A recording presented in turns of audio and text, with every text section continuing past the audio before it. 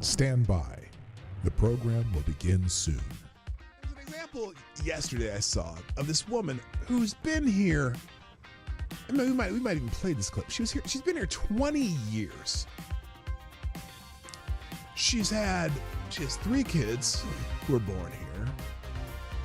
Her kids are because of birthright citizenship, which is another subject that's coming up. And she never bothered to even try to resolve her immigration status. Not in 20 years. She has never tried to resolve her immigration status.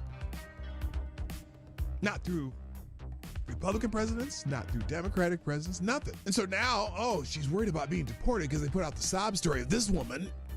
Well, that's not the average person they're even looking at right now. The average person they're looking at crossed in the last 3 years are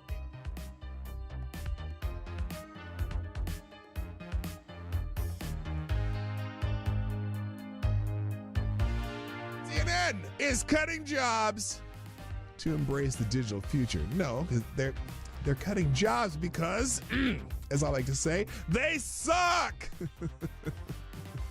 CNN is undergoing a significant restructuring, planning to lay off about 200 employees, which constitutes approximately 6% of its workforce. This move is part of a broader strategy under CEO Mark Thompson to pivot towards a digital-first approach, focusing on expanding digital subscriptions and reducing costs from traditional TV operations. Wait a minute.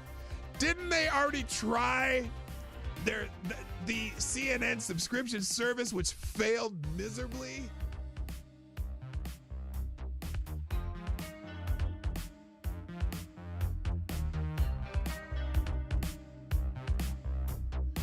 Which, if you truly have compassion for trans kids,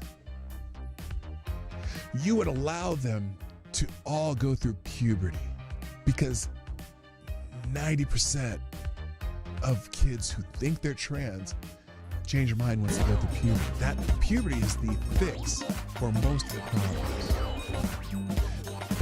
But you guys want the medicalization of kids and sterilization of kids and medical and surgical altering of kids who can't make that decision at 12 years old or 13 years old.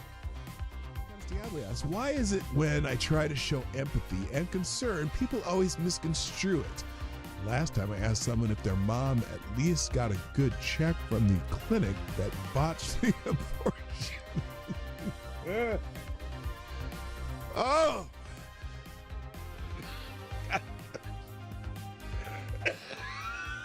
Oh, God. Damn it, AD. I think you just need to find a gentle way. Stand by. The program will begin soon. I would be willing to bet everything I own that submitting a 22-minute video montage that shows the most egregious acts of violence you can find from that day, when the defendant in question is on that video for only 6 seconds and the scene walking calmly, is highly prejudicial and a violation of the defendant's due process rights. The person was found guilty and sentenced to 19 months in prison. Now, it took 2 hours to read through all of the documents that were in the case file. Every motion submitted by the defendant was denied. Every motion by the defendant was denied. How often does that happen? And every motion submitted by the government was granted. They turned a trespass misdemeanor that would have resulted in a $50 ticket into 5 misdemeanors and a felony charge by charging the defendant with a statute that would have required the Secret Service to rope off the section he was in, which they did not. They also charged him with a statute that would have required them to prove Mike Pence was in the building at the time he walked through that corridor. He was not. And they used an Enron statute that the Supreme Court struck down.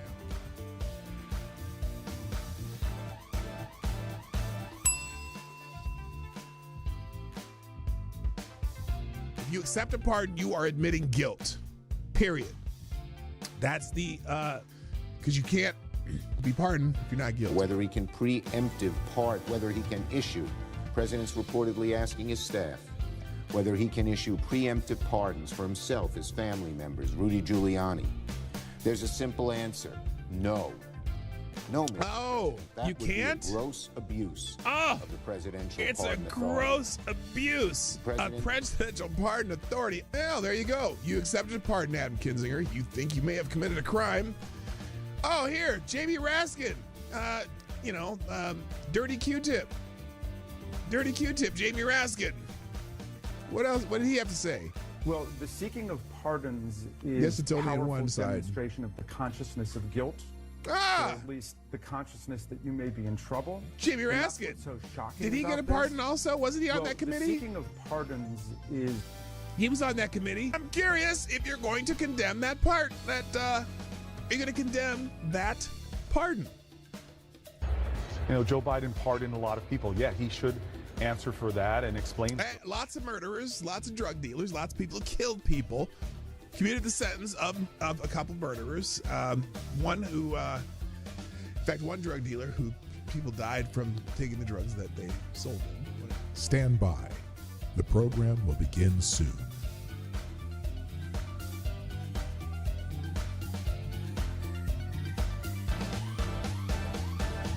The Obama Aniston rumors have gone wild. Rumors have emerged on social media that suggest Barack and Michelle Obama might be heading towards divorce, with speculators linking Barack Obama to actress Jennifer Aniston. Those rumors have gained traction following Michelle Obama's absence from Jimmy Carter's funeral and the inauguration, and are based on tabloid stories and social media speculation without solid confirmation from the individuals involved. So far, they're still rumors, and I don't know why people are perpetuating them, but it is kind of fun to perpetuate rumors like that. No one's come out to, out and out deny anything. That's the weird part.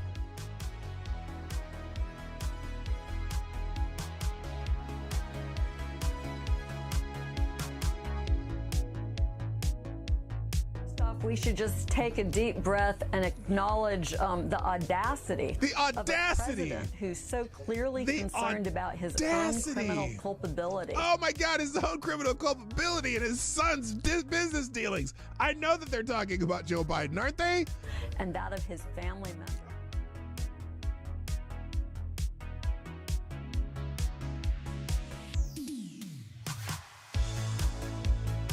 Like the boy asked, are cats really soul suckers? Yes. Yes. That's why I'm not into cats. Dogs, man. I'm a dog guy. Avocado Diablo, is there an aisle in the grocery store that is less objectionable to have sex in? Where do you come up with this shit?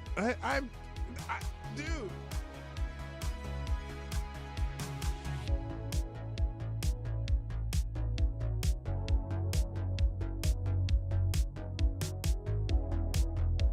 Has done something no person in the world has ever done before. A dead man, a dead politician has risen. Yes. Somebody who 4 years ago at Davos, he's buried, a dead. And I wonder how many people at Davos have been funding Donald Trump's demise that has failed. I wonder how many people at Davos, again, let me say it again.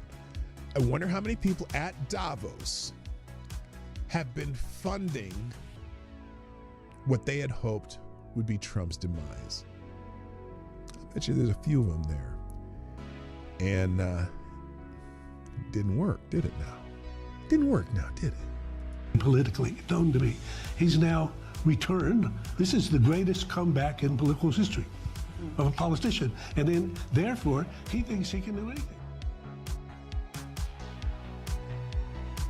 At the end of the show, every day on my show, if I put something on the screen or I'm talking about it, or it's a topic or an article that I'm presenting in this show, I provide links to every single thing that I've talked about, and even more, the ones I didn't even get to. I drop them in the chat at the end of the show, and also I drop them in the description. So if you want to find these articles, they will be in the links at the end of the show.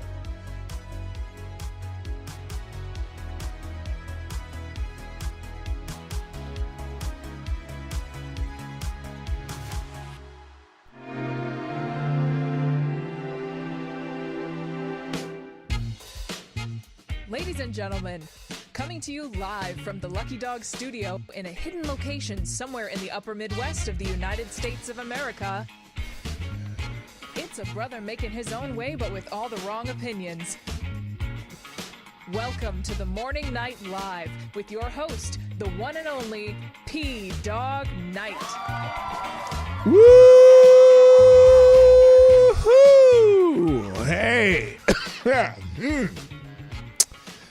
Yeah, good morning, everybody. Welcome to the Morning Night Live. I'm your host, Marty, also known as Dawg Knight on the internet. Welcome back to the Dawg Knight Channel. In this time of uncertainty and craziness. Anyway, I got the Duke with me today, John Wayne, and the John Wayne Cup from the John Wayne Museum in, where is that? Winterset, Iowa. There's a John Wayne Museum. That was his birthplace. And so got a nice little museum there. There's a lot of movie artifacts and cool stuff. If you're ever in the middle of Iowa, it's near Des Moines. It's close to Des Moines. It's like maybe 30 miles west of Des Moines. If you ever find yourself in Des Moines, drive 30 miles west to Winterset, Iowa. Beautiful town square. That is one of the most beautiful county courthouses I've seen. And I don't know why Lady Boomer and I are into like churches, courthouses, doors. Lady Boomer's in a door. She takes pictures of doors, cool doors all the time. But yeah, and then the John Wayne Museum's there, so that's cool. Also, that's where if you ever heard of the bridges of Madison County, the 7 bridges of Madison County are close to Winterset. And there you go. I've been to a lot of courthouses. I haven't been in a lot of courthouses. I've been near a lot of courthouses because a lot of times when we do our little vacation thing, we go to these small towns, and oftentimes the most interesting town in the county is the county seat, which usually has a county courthouse, and usually they're pretty cool buildings for some reason because they're old and they have cool stuff on them.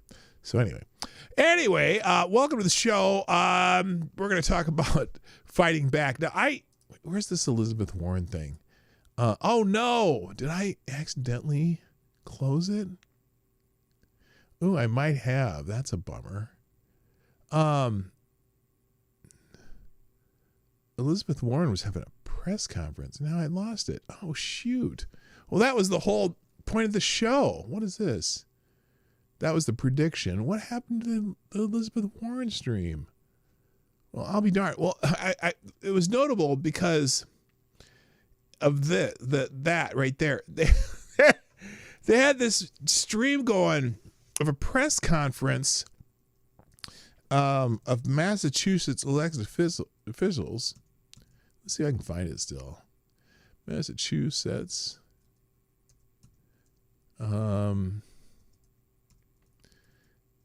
Elected women press conference. See if that's it. I was laughing because there's like a total of 19 people watching it. Oh, shoot. I don't know what happened to it. Doggone it. That was going to be entertaining. We were going to watch some of that. Maybe I'll find it later and do it tomorrow. But the notable thing about it to me was there was like 19 people watching it. And I'm like, they're fighting back in such an effective way. The protests and stuff. By the way, there's going to be another one of these giant orchestrated protests. You know how the last one, they decided that, the press was it was almost like the press was promoting it. And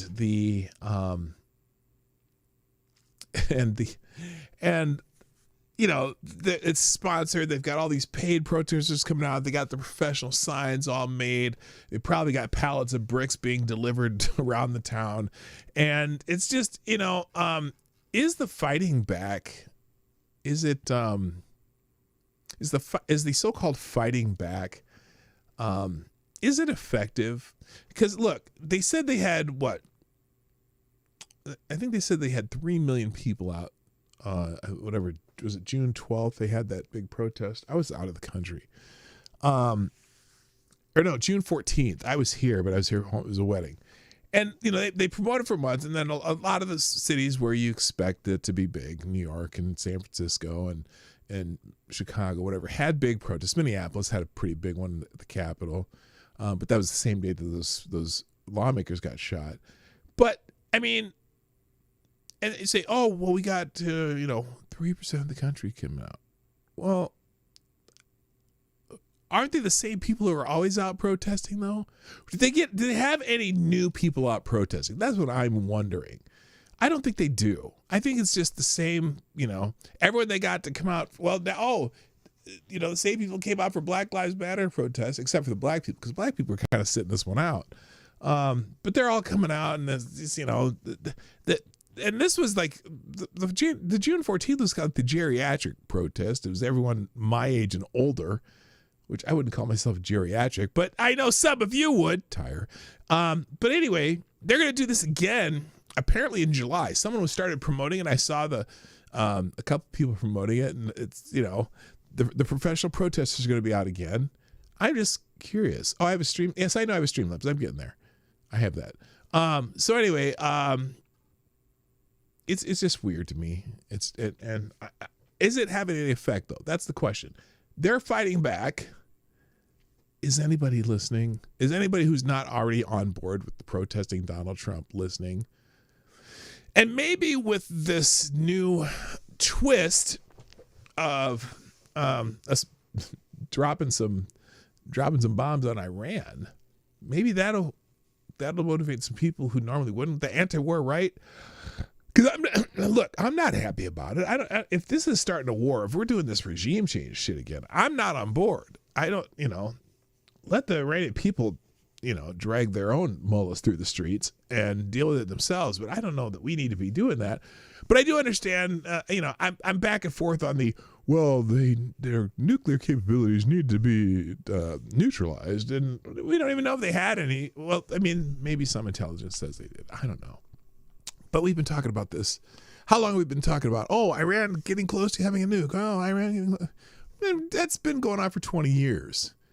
So I don't know. I'm torn on this. But the other things the president does, I'm fully on board with. But this is one where there's a lot of questions. There are a lot of questions that got to be answered. And I don't have the answer. So if you got a hot take on the Operation Midnight Hammer, the bombing of the Iran nuclear sites, blah, blah, blah. Up in the chat, it says right there, post your best Operation Midnight Hammer hot take there. Click that link and drop your question, and we will read those as we go on through the show. Anyway, let's get the show started. First of all, we already have a sponsor of the show, one sponsor so far, and I'm in desperate need of sponsorship of the show, so feel free to flow freely. Thank you, Avocados Diablo. You are the new Streamlabs superstar sponsor of the day. Thank you very much.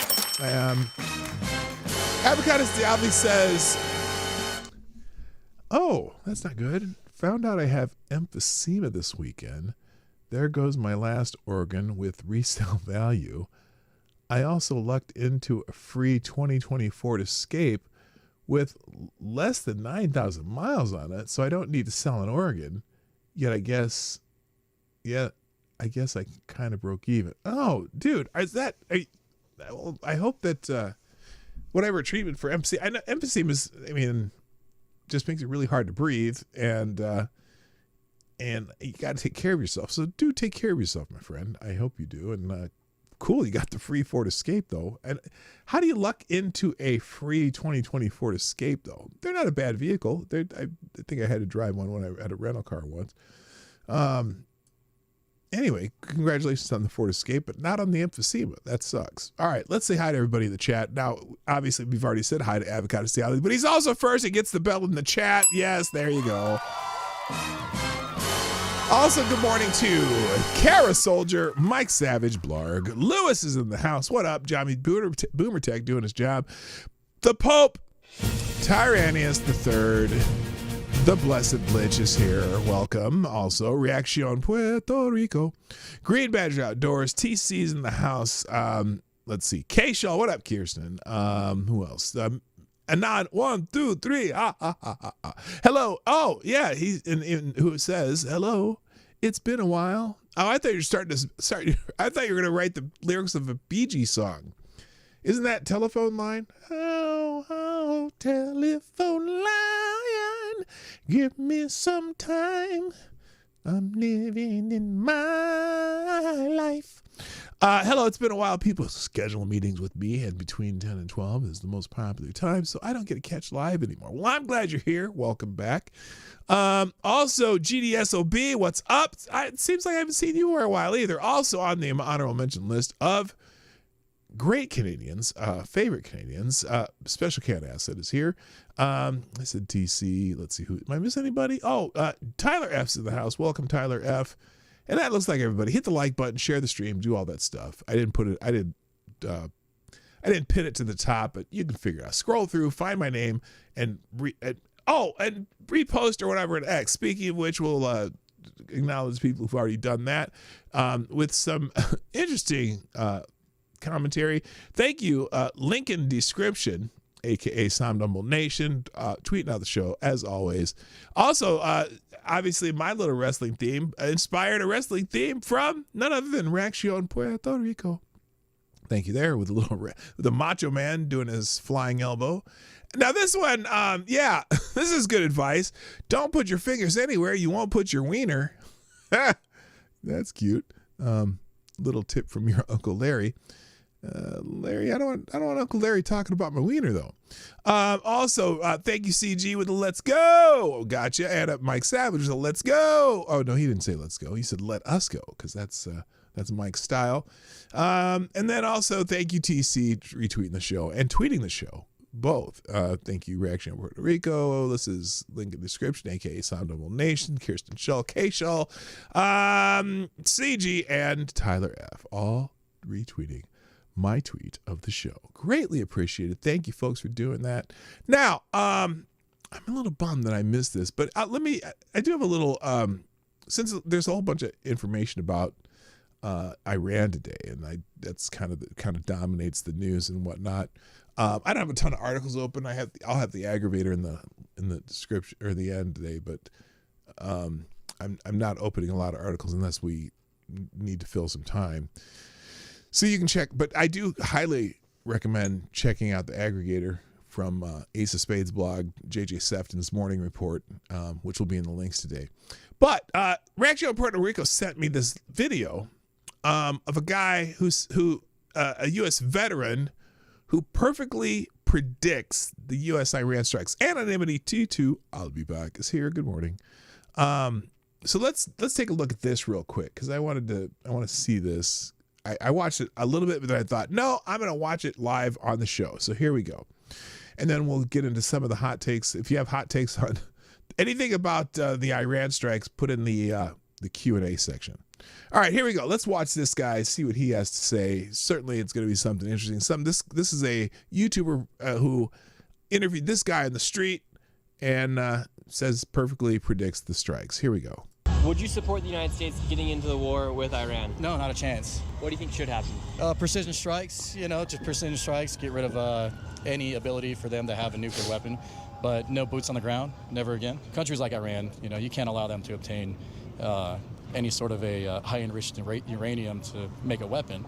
If they want to have nuclear energy, that's another thing, but highly enriched uranium isn't meant for nuclear energy. That's only meant for one purpose and one purpose only, and that's to make a bomb. How dangerous are these people over And that's true. Did we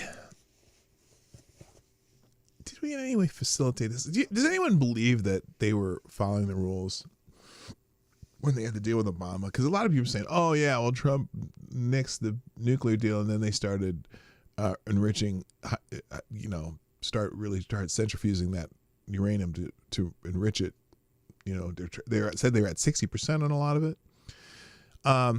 Is anyone playing Trump for that? I know a lot of people on the left are trying to do that. Is anyone? I don't know. I'm curious. Anyway, let's see what else he says. over there in those parts of the world? The people of Iran are great people. If you look at Iran in the 70s and the 80s, it was very much like any other country, first world country, but with the not in the 80s. In the 80s, that's when the Ayatollah took over in '79, and it started becoming strict. the mullahs started forcing religious laws. And so prior to 1979, Iran was a modern country, highly secular for that matter. And after the fall of the Shah, then it started becoming a religious, I would almost say religious fiefdom in a way. The mullahs, and particularly the Ayatollah Khomeini, made it into made religion top priority in their law. So anyway, the Ayatollah and with the extremists, taking away women's rights and education, they went backwards instead of forward. They damned themselves a little bit. The people are fine. It's their leadership that needs an adjustment. And should the United States go after that nuclear weapon that they are apparently building? 1,000%. Yeah. You would support them going into the war? Yeah, I would. It wouldn't be a war, so it's not a war. Yeah, so say they did enter into this war, how long would you think this would last? Do you think it'd be one missile, one bomb, and it's over? I think, well, it's never just one bomb. I think if you're looking at, it'd be a tiered precision strike, so it'd happen in phases, but it wouldn't be something like Bush's, coin fight, the counterinsurgency fight with Iraq, Afghanistan for 20 plus years. It wouldn't be a continuation of that. I think Trump would live up to his word of it being just, hey, we're just going to strike this and that's that. I don't like the fact that we have to get involved in stuff like this, but did we have to though? That's my question. I don't know. I am so torn on this particular topic, man. Diligently to try and get a bomb. It sounds like for any American or anyone in the Western world. So there you go. He kind of predicted what happened, and that is what happened. We did the precision strikes, and man, I don't know, man. Anyway, so let's see. Here's a couple takes already here on the Q&A. Avocado Sabby says, how does Trump drop a bomb during Pride Month, not include one poly word or tranny in the operation out of respect? Yeah, did we before didn't they already kick all the transgender people out of the military anyway? Oh, excuse me. Special K asks, neocons finally got their way. I'm in that camp. I gotta be honest with you, I'm in that camp a little bit. But if you look at it, well, we'll talk about who drops bombs because we'll get there. Avocado Siabi says, I was pretty impressed that they managed to fool the entire world with the two bombers they sent to Guam. Meanwhile, the real bombers were already heading to the targets in secrecy. Yeah, the fact that this did not leak before it happened. Now, I granted, part of it is because they didn't brief the Congress, who certainly probably would have leaked. But yeah, that's pretty impressive. And then Darren Root says, go bigger, drop the sun. Yeah. Might as well be dropping the sun. Anyway, so let's get into some trending stuff right now. And it's all related. Most of the trending stuff I'm going to talk about is related to this. No, neocons want a full invasion and regime change. This was just a single purposeful strike and not a prelude to any of those. Well, you hope it isn't. It's like, here's the question I have. Because, Iran's talking about closing the Strait of Hormuz and, what they're going to retaliate. How can Iran retaliate? My concern is their style seems to be small scale attacks in the form of terrorism. Hello, Greg Rogers, by the way. Trump in his campaign speeches said he was against Iran. Yeah, well, so was Hillary Clinton. Hillary Clinton promised to bomb Iran when she was running back in 2015, 2016. So, a lot of people up in arms, especially on the left. Oh, he said he's a warmonger. He started this, doing that. Yeah, do you remember Hillary Clinton's words? She specifically said that she would bomb Iran. Like, because, a woman run for office has to act like a tough guy, right? But, so anyway, like I said, we're going to talk about trending topics. Honestly, the time for talk is over. They want a fight. Let's give them what they want. That's an interesting take too, man. I don't know. If Iran touches our boats, all bets are off. That too. The idea that they're going to close the Strait of Hormuz, particularly since that's the biggest shipping route for the entire Middle East to ship oil around the world. Plus the fact that Iran survives on their sale of oil. Are they going to destroy themselves to shut down? Oh, I didn't do this. What the hell? Hang on a second. I did not. I still haven't reset Streamlabs. Let's fix that. Sorry, AD. You are the Streamlabs Superstar sponsor today so far. Yeah, they're going to destroy themselves to retaliate against the rest. And the rest of the Middle East is not on board with Iran. None of the other, none of the Arab and Shiite or Sunni Muslims want anything to do with Iran. So it's like, yeah, you're playing with a whole region if you decide that you're going to try to shut off the Strait of Hormuz. Granted, there's two countries that control that, but yeah, good luck with that, Iran. I'm sorry. Anyway, things trending because of this. First up here is Operation Midnight Hammer. Lots of people talking about that. Here's Scott Jensen. I haven't even seen any of these takes, so we're just going to scroll through some and listen to some of the things people said. The fact is, we have a strong president. Hold on. Why is my president bringing his whole national security team out and showing that the entire government here was operating in lockstep with great precision, great resolve, and the execution of this was flawless. It ought to give the American people, a lot of confidence in the competence in our government right now as compared to what we had in previous administrations. Here, and the implications of this is that they do escalate, they do attack Americans abroad, and that we end up seeing a back and forth and war moving forward. This is not an escalation. This is a de-escalation. Well, Trump promised escalation. This is not Trump promised escalation. Bunker busting bombs is not an escalation. Because well, she said President Trump promised us peace. I ask you, can we have peace if Iran has a nuclear weapon? Well, we had a deal. Yeah, see, that is the, oh my God. What you said, Special K. That's kind of that neocon argument. Oh, what they have? If Iran has a nuclear weapon? Oh, if Saddam Hussein has weapons of mass destruction? Oh, Syria has chemical weapons. That's always the justification, and I'm so wary of that. I'm sorry. I'm very wary of that argument. Now, true. We can't let them have nuclear weapons, but who said they did? Oh my God. I'm old enough to remember the original Midnight Hammer. Oh my God, if you get that reference. Hello, Evan S., by the way. Let's see. If Iran touches our boats, all bets are off. Yeah, that's true. Evan, time is a flat fist. What? Is that supposed to be a flat circle? Now China's in for their own little OPEC embargo. Yeah, that's the other part. I mean, if they close the Strait of Hormuz, how are they going to get that?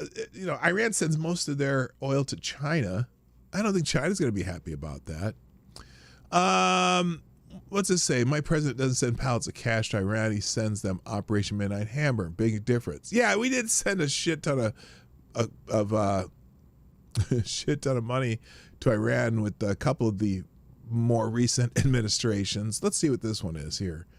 I mean, the fact is we have a strong president, a decisive president, and the most lethal military in the world. And there's a huge difference between what's going on in Iran right now and what happened in Iraq over 20 years ago. So I think having J.D. Vance out is great. I think having Marco Rubio out is great. I think the president bringing his whole national security team out and showing that, the entire government here was operating in lockstep with great precision, great resolve, and the execution of this was flawless. It ought to give. Okay, we heard that part. Greg, Democrats love the war in Ukraine, but hate the conflict if done by Trump. Well, it's funny, as I read through some of these tweets today, people talking about, oh yeah, well, when Democrat presidents, no war, Republican presidents, war. I'm going to get to that. Let's see, what else we got here? Oh, Adam Schiff! Adam Schiff! was very upset that he wasn't able to leak details about Operation Midnight Hammer. Keeping him in the dark is the smartest thing we can do. Oh my God, isn't that the truth? Here's Adam Schiff bitching and moaning because they didn't tell him what was going on. That dickhead. These strikes again against Iran last night. He says that they have been successful. Do you see any upside, any positive news for the... Do you see what she just is already doing here? She's begging for a negative. She's asking a negative question. She's asking a negative question. She's against this because she's supposed to, because it's Trump. Do you see any upside for this? Because meaning, she says that there's no downside. This is all downside. It's all bad.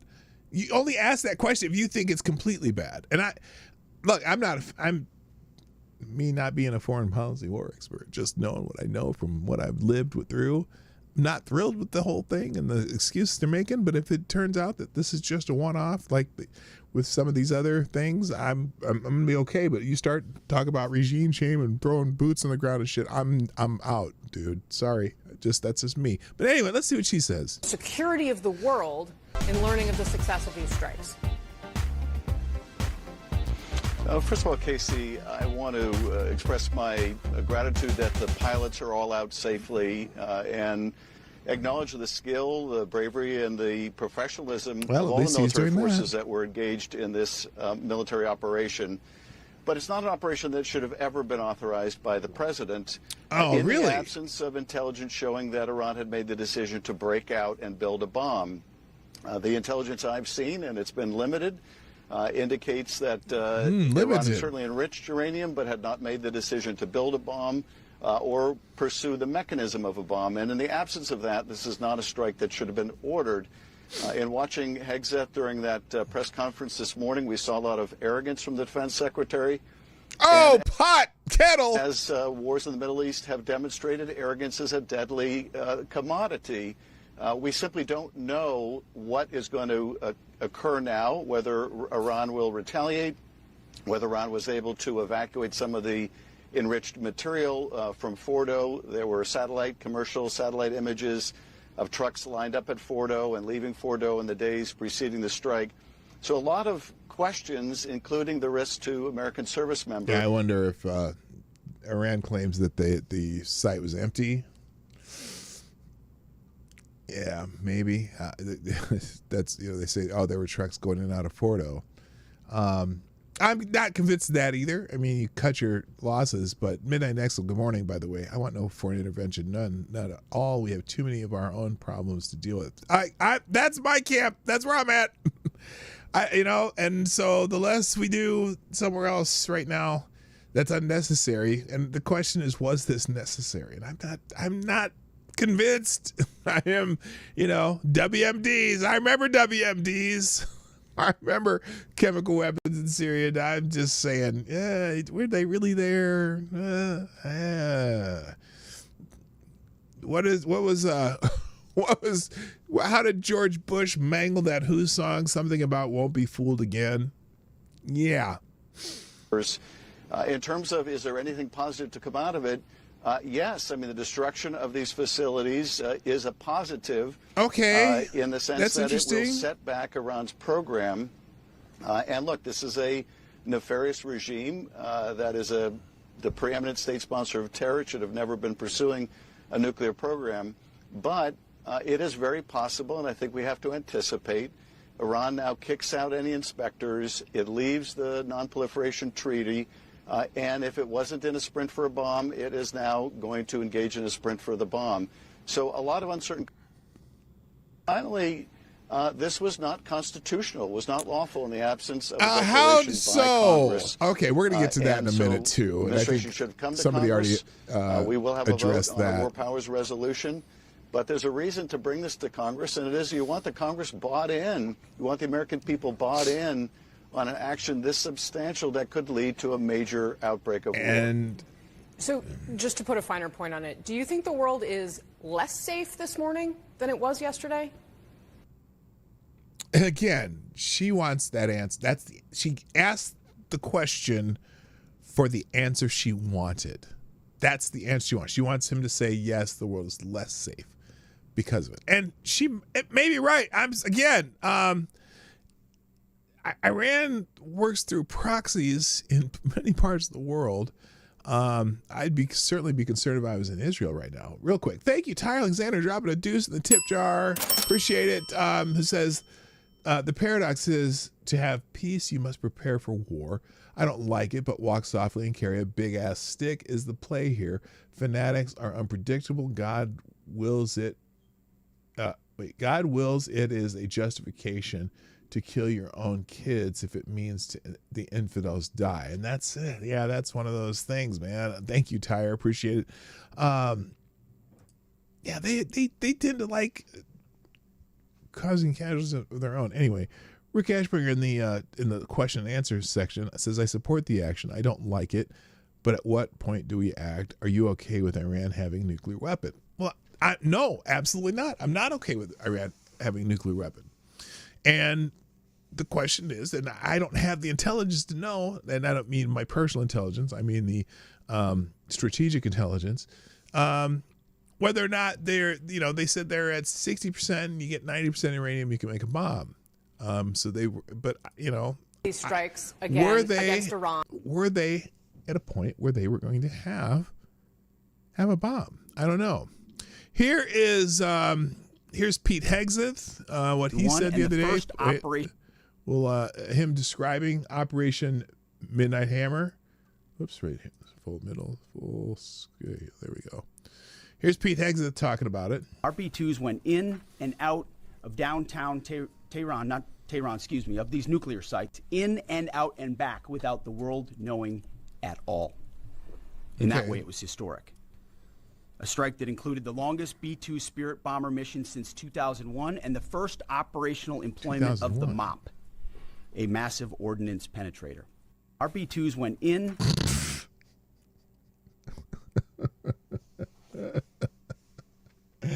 I'm sorry, but the first use of the MOP, the massive ordnance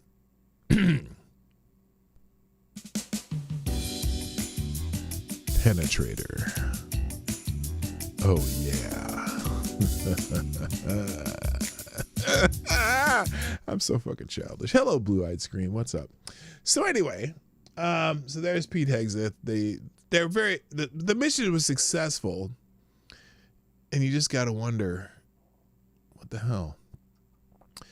Let's see. According to Congressman Ronnie Jackson, Republican Congressman Thomas Massey was considered as big of a security threat to the secrecy of Operation Midnight Hammer as Ilhan Omar and Rashida Tlaib. He's not Mac. Yeah, for some reason, Donald Trump's very upset with Thomas Massey right now. I haven't paid attention to exactly why.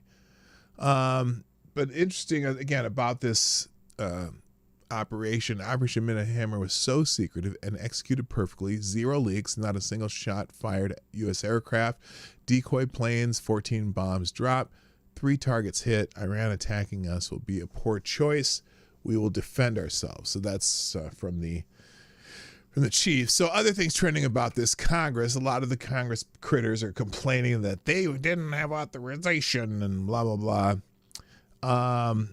Here's the one, though, that, the people saying that Obama didn't have any wars. Well, in 2016, Obama dropped 26,171 bombs on Iraq, Syria, Afghanistan, Libya, Yemen, Somalia, and Pakistan without congressional approval. 2025, Donald Trump dropped 36 bombs on Iran nuclear sites without congressional approval. Guess which one the libs are mad about? Well, of course, they're mad about the current one, right? Thomas Massey, though, I think this is why they might be mad at Thomas Massey. Why didn't you call us back from vacation to vote on military action if there was a serious threat to our country? And that's he's referring to Mike Johnson. The president made the right call and did what he needed to do. Someone here, though, let's be honest, Representative Massey, the president didn't declare war. He executed a lawful strike. No need to call Congress back from vacation unless we're voting on boots on the ground. Stop pretending this was something it wasn't. You're not defending the Constitution. You're stirring the pot. Thoughts? Well, a lot of people are stirring the pot regarding this. It's not just Thomas Massie. Obviously, most of the Democrats are stirring the pot regarding this. Here is, let's see, Ilhan Omar, and this is a domestic terrorist currently. Okay, don't say she's a domestic terrorist. 2018, Ilhan Omar, our country should be more fearful of white men because they cause most deaths. 2020, Ilhan Omar, I funneled $2.8 million of my campaign funds to my white husband. That has nothing to do with this. Okay, hang on. Oh, here we go. For those who actually think Congress could have kept their mouth shut about anything, this is a list of military actions taken over the past 50 years that did not have prior congressional authorization. So a great number of these, you know, different, showing Reagan, Bush the first, Clinton and Haiti and Desert Fox and Serbia and Kosovo, George W. Bush, Afghanistan, Barack Obama, airstrikes in Libya, airstrike in ISIS in Syria and Iraq, and then different operations that did not have prior congressional approval. The thing is, if this turns into, I guess my concern is, does Iran so far away, do they get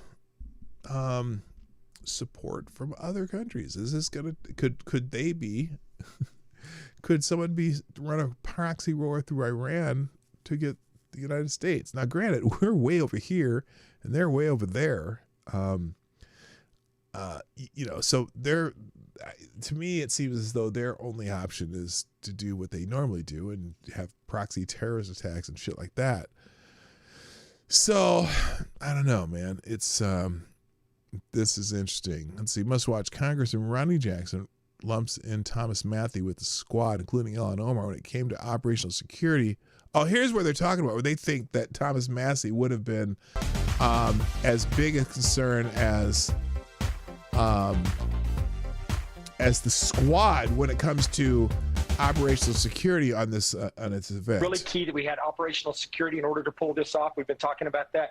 I've heard some of your colleagues talking about that today as well. That was key in what happened. And you made the comment earlier about, notifying Congress beforehand. That cannot happen in this situation. We do not have trustworthy people in Congress, especially on the left side of the aisle. If you tell Crockett and Tlaib and Omar and Presley and even Thomas Massie and people in our party like this at this particular point, you might as well put the Ayatollah on the phone as well. We cannot afford to do that. This he lumped Massie in with this squad. Really key to. So, and I'll show you. Here's what Donald Trump wrote about Thomas Massie, and he's really mad at Massie. I don't get it.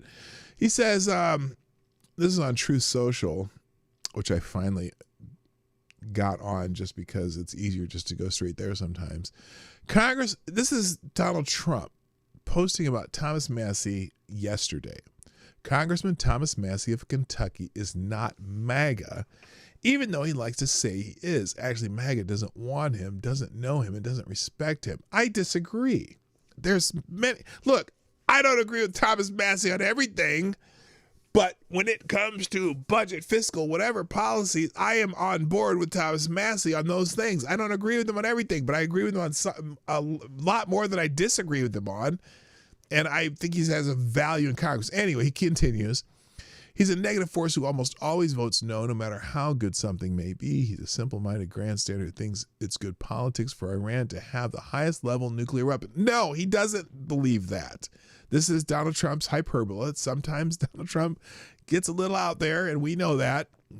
While at the same time yelling death to America. He's talking about Iran. At every chance they get, Iran has killed and maimed thousands of Americans. They even took over the American embassy in Tehran under the Carter administration.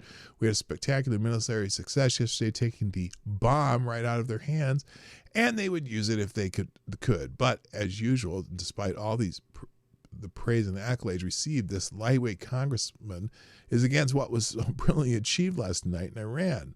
Massie is weak, ineffective, and votes no on virtually everything put before him. Rand Paul Jr. Oh, God, he rips Rand Paul too. No matter how good something may be, he's disrespectful to our great military. No, he's not. and all they stand for, see, this is where Donald Trump sometimes goes overboard. And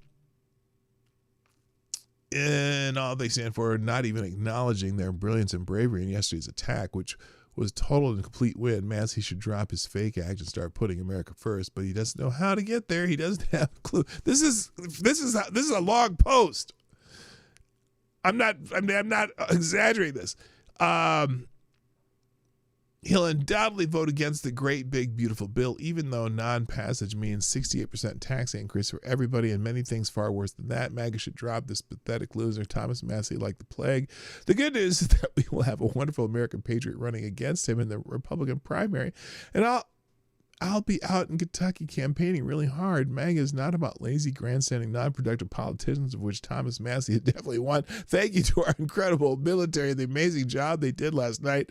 It was really special. Make America great again. And then he reposts his own post saying, get this bum out of office ASAP.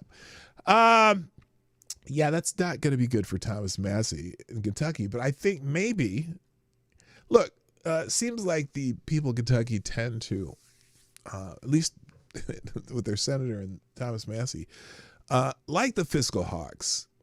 And look, sometimes we got to have people who rein in our own people. I don't know. Thank you, Kara Soldier, sponsor the show. You're also tied for the Streamlabs Superstar sponsor of the day. Who says, if you're a fan of HLC, then we're sending the kid, F-22, to the Middle East. That and Grandpa Buff, we're gonna finally let the kid get an intercept, and then let Buff glass it and let the reset begin. Is this, wait, if I'm a fan, what is HLC? That sounds like some like some Iron Eagle shit to me, but I don't even know what that means. What does that mean, Kara Soldier? I have no idea what the hell that means. All right. Anyway, let's move on here. Also trending because of this, we said Congress. And a lot of it's just Congress critters mad and people saying, here's the post that I wanted to show you though. Where is it? There's reminders too what Obama did while he was in office, because they're saying, Obama never did anything like this, or Obama never, you needed congressional approval and you didn't get it. Well, here's a list of Obama's what he did, and no one brought up impeachment. Syria, 12,000 plus bombs. Iraq, 12,000 plus bombs. Libya, 496. Not only did he bomb the shit out of Libya, but they destroyed the country and returned slave trading to Libya. You remember Hillary Clinton? We killed him, and she laughed about it, about killing Gaddafi.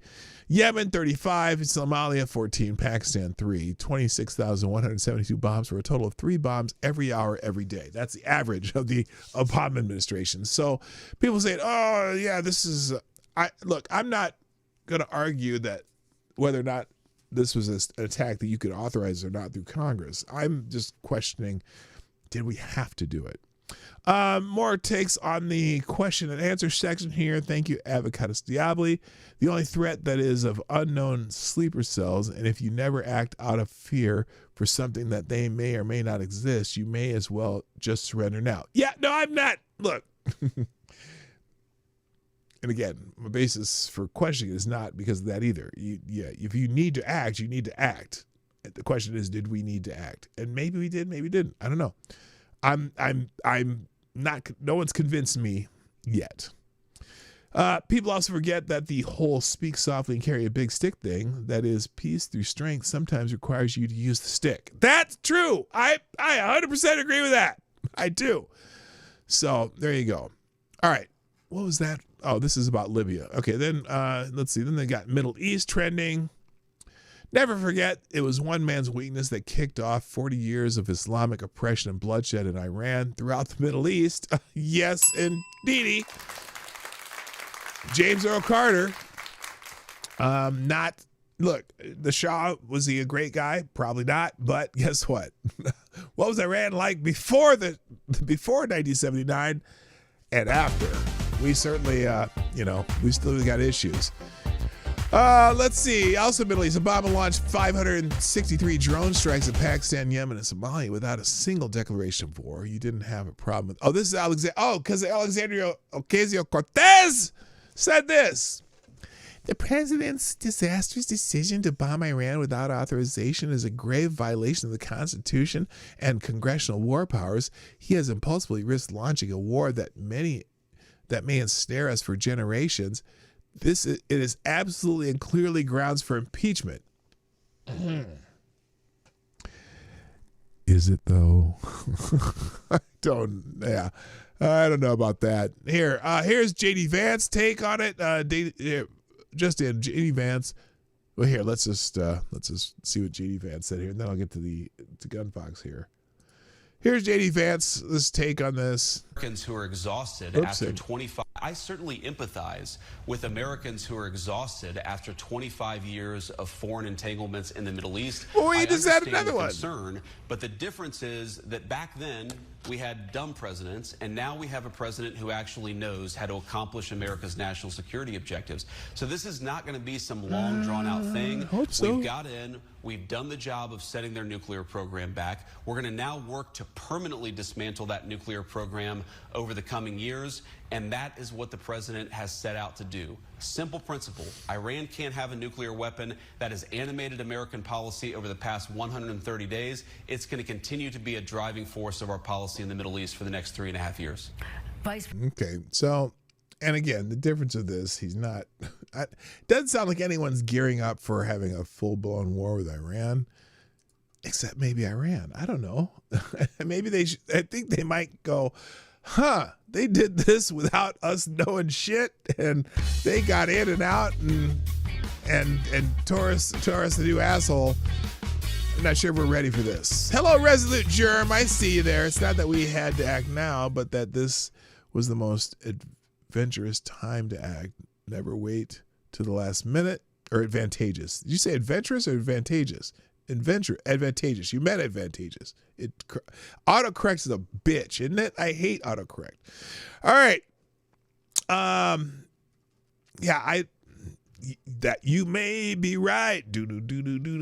I may be crazy. Thank you, Gunfox61, and welcome to the show. And Gunfox dropping a couple of Hamiltons in the tip jar. You are the new Streamlabs superstar sponsor of the day.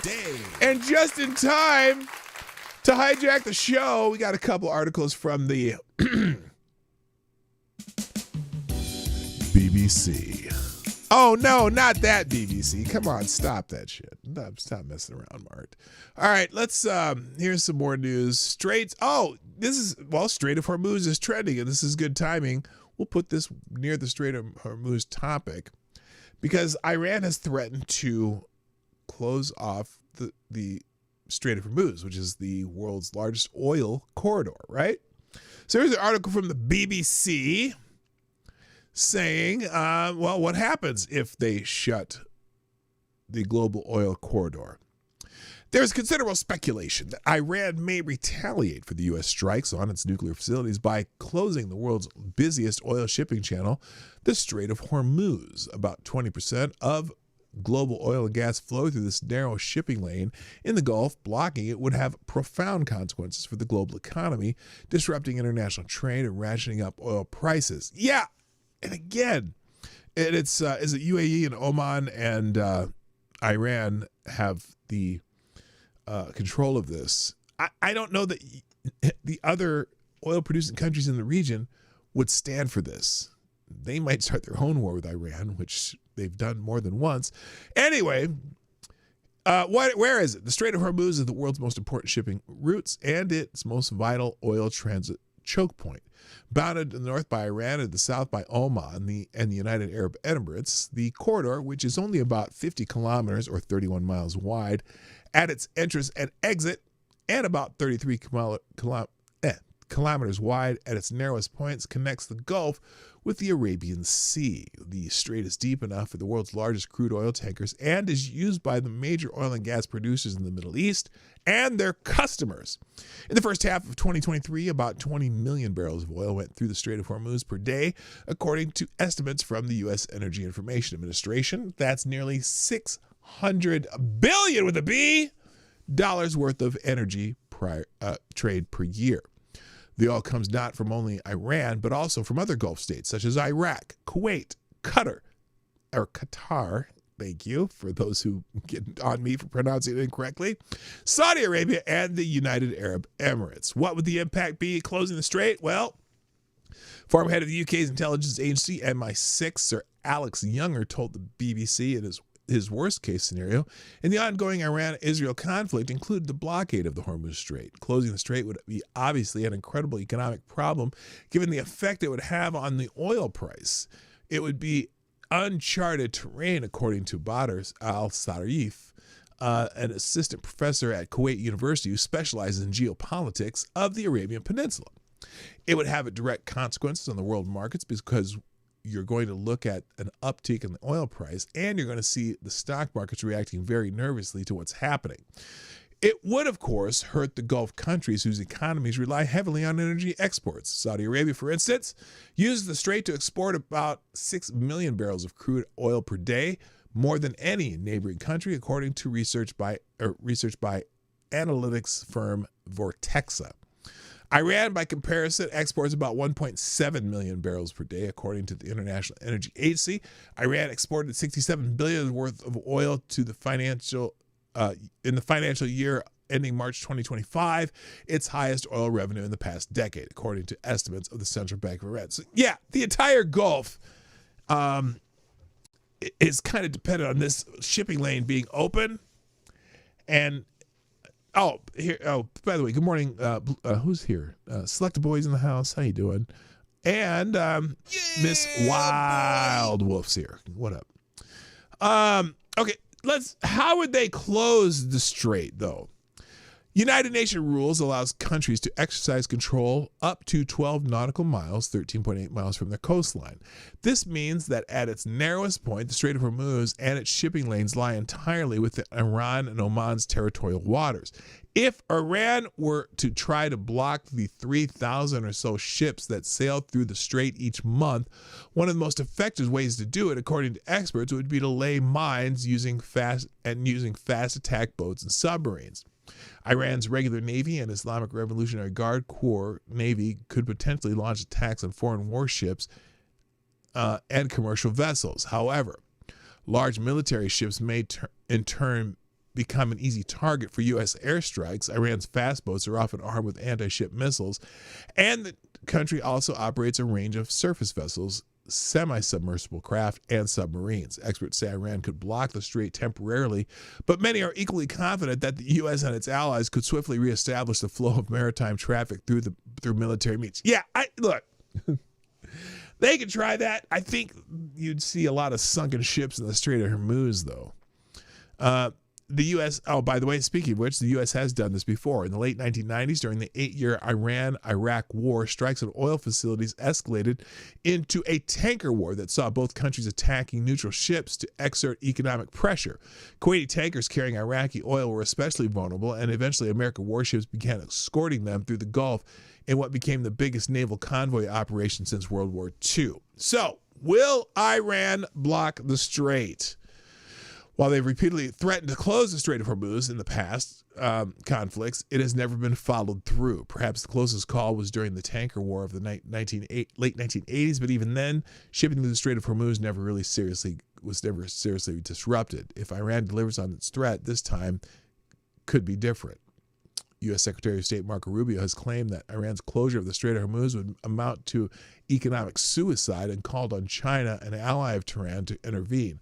I encourage the Chinese government in Beijing to call them, Iran, about that because they heavily depend on the Strait of Hormuz for their oil, Rubio said in an interview with Fox News on Sunday. Yeah, that's the problem. China relies on that oil from that region definitely more than we do. So, yeah, is China going to allow that too? As I scroll down, can alternative routes offset a blockade? I don't know. I don't think so. The persistent threat of closure of the Strait of Hormuz has, over the years, prompted oil exporting countries in the Gulf region to develop alternative export routes. According to the EIA report, Saudi Arabia has activated its East-West pipeline, a 1,200-kilometer long line capable of transporting up to 5 million barrels of crude today, crude of oil per day, easy for me to say. In 2019, Saudi Arabia temporarily repurposed the natural gas pipeline to carry crude oil. The United Arab Emirates has connected its inland oil fields to the port of Fajaria on the Gulf of Oman via pipeline with daily capacity of 1.5 million barrels. So there is some capacity that, rivals the Strait, but still, that's the easiest route right now is the Strait of Hormuz. So there's that. All right. Thank you, Gunfox, for that one. And one more. I'm doing good for time here. Let's see what this one is. Register for a free BBC account. That's what it says. Register for a free BBC. Oh boy. All right. I don't want to register. There we go. Oh, this is other war news. What did you say for this? Okay, it says, world news, India versus Pakistan. And the other one was war news, Middle East. Okay, so I did the first one second. Or the second one first. Something like that. All right, let's get caught up on India and Pakistan. Indian investigators now claim all polygram attackers were Pakistani nationals. Oh, okay. Indian investigators say that all three militants involved in April's deadly attack on tourists near Indian-administered Kashmir's Pahalgam town were Pakistani nationals from the UN-prescribed militant group Lashkar-e-Taiba. Police had earlier issued sketches of three men saying two were Pakistani while one was a local man. The claim by the National Investigative Agency came after it arrested two local men for allegedly sheltering the attackers. Pakistan has not commented on these claims. It had earlier rejected involvement in the attacks in which 26 people were killed. The attack on Bazran, a popular tourist spot, had brought India and Pakistan to the brink of war. The nuclear-armed South Asian neighbors who have fought 3 wars over Kashmir and claim the region in full but administer it in parts. The killing on the 22nd of April has set shockwaves through India, and the case was handed over to the NIA, a federal investigative agency. Security forces had launched a major search and combing operation in the region, and thousands were detained across Kashmir for questioning. The 3 attackers, however, have yet to be caught. So that's interesting. Little known group, the Resistance Front allied with the Lashkar-e-Taiba, had initially said it was behind the attack, but later disowned it. Within days of the attack, India revoked the 1960 Indus Water Treaty, a long-standing water-sharing agreement with Pakistan. Islamabad, in turn, withdrew from the 1972 Simla Agreement. So they were on the brink of war over this. So we'll see if they find these guys. All right, back to the Q&A commentary I see down here. Let's see. Gunfox says, Marty, the Beirut barracks bombings occurred on October 23rd, 1983. Iran backed them. We should have dealt with them 40 years ago. Yeah, no, granted, act of war, but we didn't. Don't know why, but advocates say for any operation scheduled for less than 60 days or for peacekeeping, humanitarian missions, or to handle an imminent threat, the president needs no congressional approval or to even tell them before. Right. And that's, Alexandria Ocasio-Cortez says it's an impeachable offense. No, it's not. No, it's not right. Anyway, he adds, long story short, Trump's history has not been one of making continuous strikes. He hits people once and gives them time to think about it, so I can give him the benefit of the doubt. Well, yeah, that's the pattern. That is the pattern. I don't know if there was,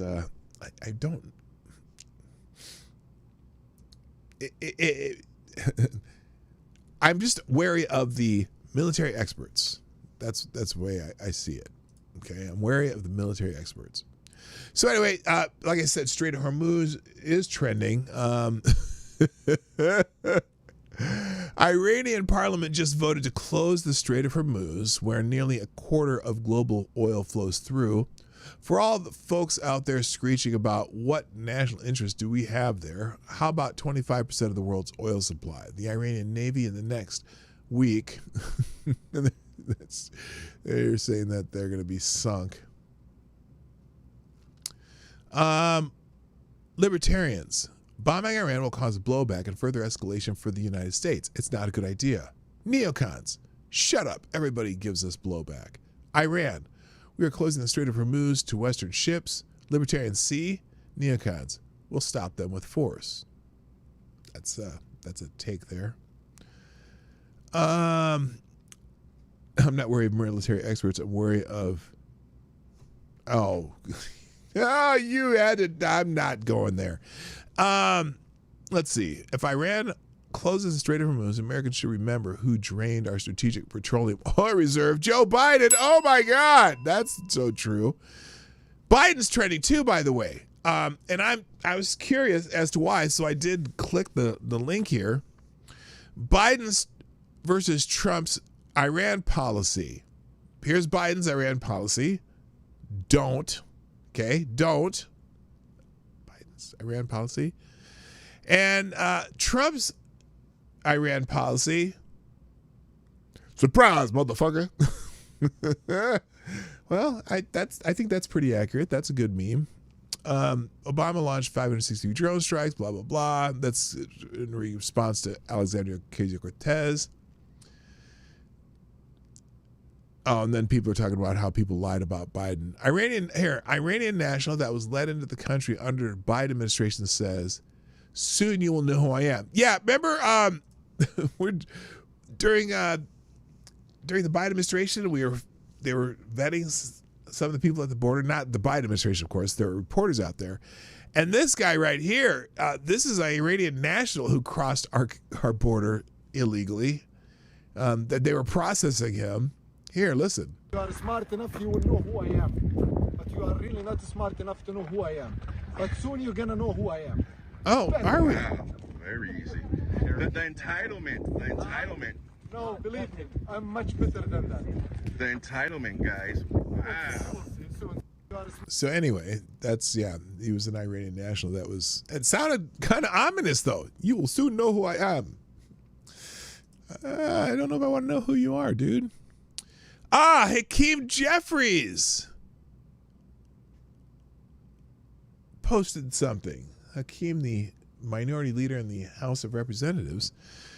Charles Payne, I'm going to give you the Charles Payne's preface before I read it, though. This is cowardice and rage coming from those who backed and justified Biden's botched retreat from Afghanistan. First, they side with China over unfair trade, and now they will echo the mullahs and say there was no nuclear weapons program.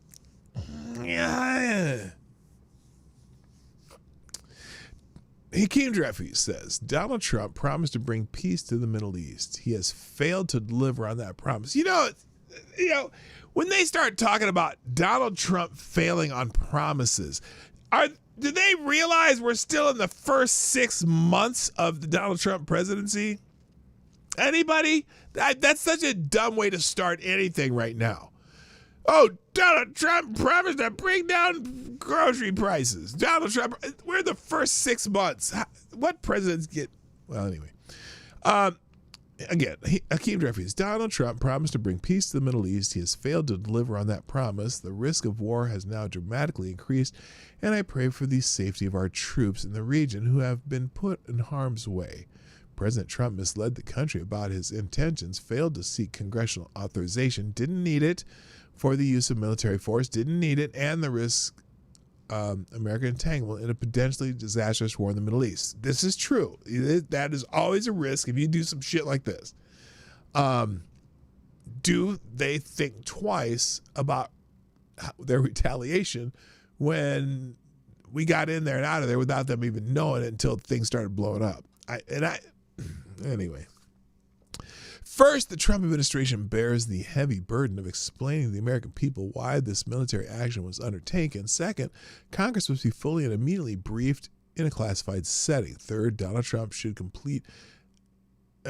complete and total responsibility for any adverse consequences that flow from his unilateral military action. Absolutely. Okay, yes. that is true. He will have to take responsibility for anything that happens from this. So let's see how it goes.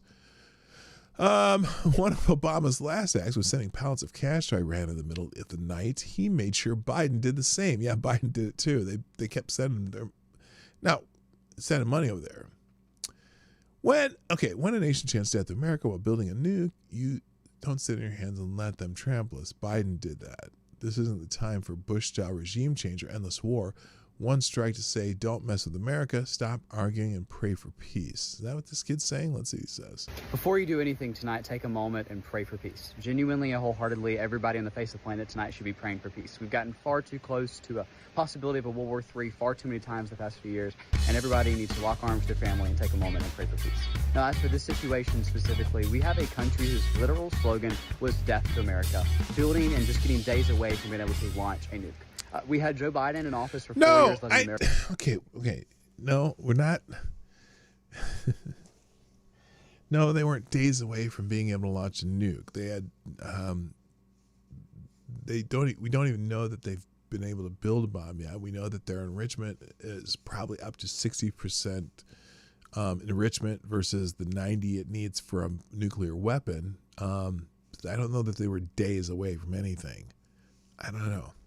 I don't want to exaggerate things either, and that's probably a lot of the justification for this sometimes exaggerates the facts, and that's what annoys me. Give us a straight, look, if the facilities, if they were actually, and again, by the way, we also know that there's a certain entity that probably has a lot more intelligence on Iran's nuclear capabilities than the United States, a country in the Middle East, who I'm 100% supportive of the country, but let's just be honest, their intelligence in there, they probably have infiltrators all throughout Iran because they're very good at that kind of shit.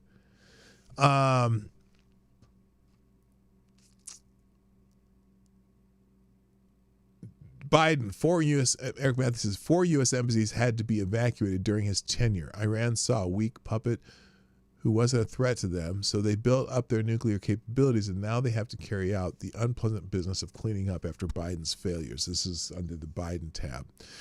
Real quick, thank you, Gunfox61, dropping another Hamilton and a hijack article in the tip jar. Thank you, sir. Greatly appreciated. You are still the Streamlabs Superstar sponsor of the day.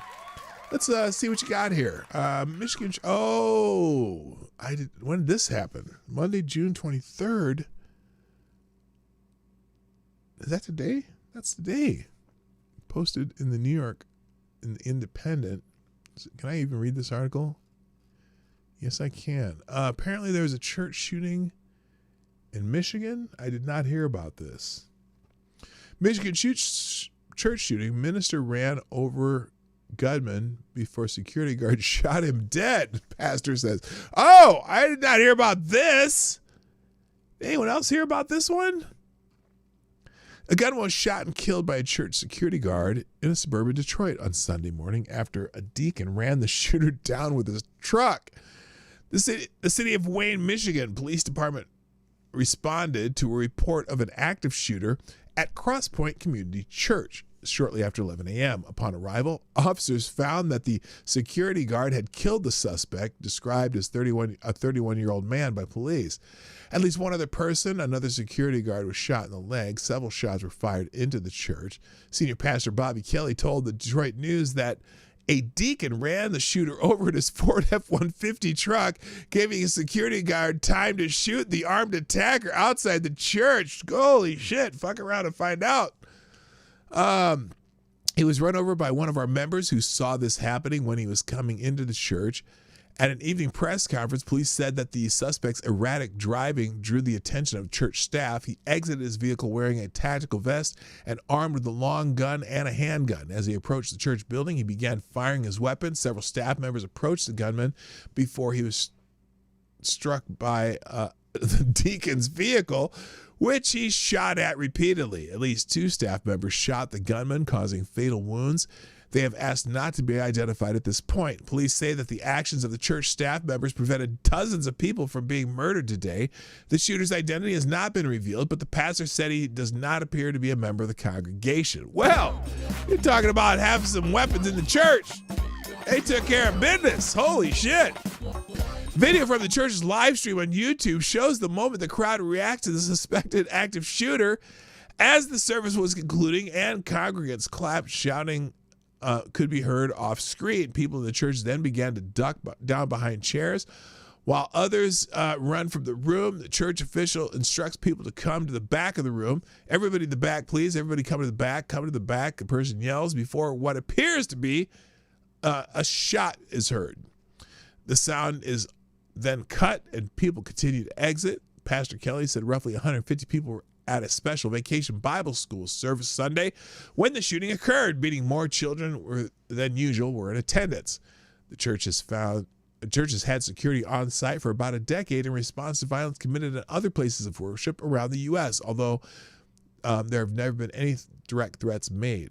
We are sitting ducks to someone who wants to come and do harm, Kelly said. Well, good for them. They had some serious security and a truck to run his ass over. FBI Deputy Director Dan Bongino said on X, our leadership and support teams are on the ground at the scene in Wayne, Michigan, providing assistance and investigative support. Michigan State Senator Darren Calmaleary said in a statement, gun violence has no place in our community, and it's deeply disturbing that a place of worship was targeted this morning. I am profoundly grateful to the security officer and deacon whose heroic action prevented a major loss of lives today. He added, I'll be keeping the entire Cross Point Church family in my thoughts as they continue to process this tragedy. I've been in contact with Mayor Reza and will continue to be available to assist as the investigation continues. Well, good for them. Took care of business. And there you go. All right, let's check here with AD real quick. Hang on, I got to do something real quick. And thank you, by the way. A few more people sharing the stream today. Ms. Wild Wolf and somebody else did. I can't see it. All right, there we go. And wait, what's this? Oh, that's that. All right. I'm going to get this ready right now. All right. One more super chat before we go. Thank you from Streamlabs, Avocados Diablo. Another small bullet in the tip jar. He says, on an unrelated note, I watched a documentary about how Kim Jong-un's half-brother was assassinated. Interesting shit.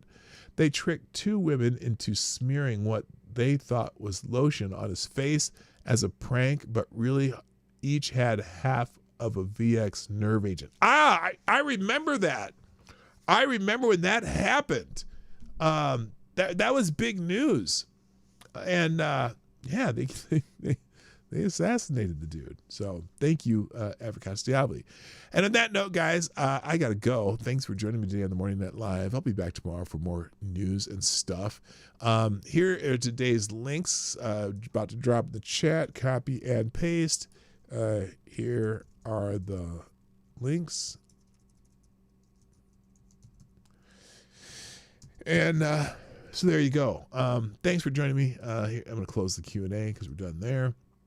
And that's it. I hope you all have a wonderful day. Have a good Monday. I'll be back tomorrow, same time, same channel.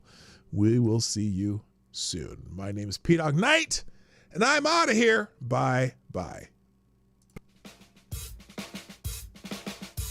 Hey, this is PDawgKnight, and thank you for watching today on the PDawgKnight channel. If you have an observation or remark you'd like to make about this video or my channel, I absolutely welcome you to write it in the comment section down below. I really look forward to hearing from you. And before you go, if you like what you saw but you're not already subscribed, please make sure you hit the subscribe button and definitely click that bell that pops up afterwards so you'll be notified when I post new videos or when we go live. I broadcast my live show, The Morning Night Live, Monday through Friday at 10 o'clock Eastern, 9 o'clock Central. A special thank you to all the supporters of this channel who share our videos on social media and who make donations through Streamlabs, YouTube, Venmo, and Cashapp, which are all linked in the description down below. Thanks again, and until next time, I'm PDawgKnight, and I'm out of here.